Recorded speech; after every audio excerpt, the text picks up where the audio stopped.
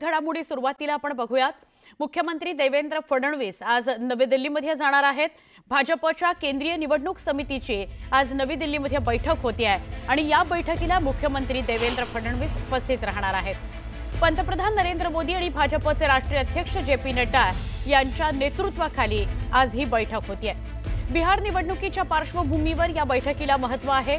बिहारमधील जागा वाटप आणि उमेदवार यादीवर शिक्कामोर्तब होण्याची शक्यता व्यक्त होते आहे।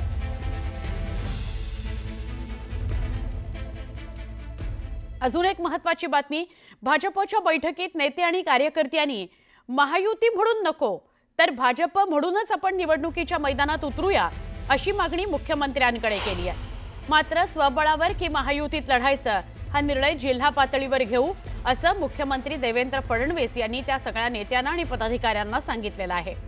फडणवीसांच्या अध्यक्षतेखाली कोकण आणि ठाणे विभागाची बैठक पार पडली। महायुतीत आहोत याचं भान ठेवून लढा, मित्र पक्षांना त्रास होणार नाही याची काळजी घ्या असे आदेश यावेळी मुख्यमंत्र्यांनी दिलेत।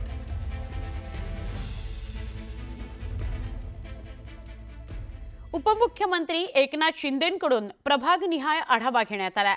यावेळी शिंदेंनी पदाधिकाऱ्यांना काही सूचना केलेल्या आहेत। अंतर्गत हेवेदावे ठेवू नका, एकत्र काम करा, आपली कामं लोकांपर्यंत पोहोचवा, लोकांच्या समस्या सोडवून त्यांची कामं पूर्ण करण्याचा प्रयत्न करा असे आदेश एकनाथ शिंदे यांनी पदाधिकाऱ्यांना दिले आहेत।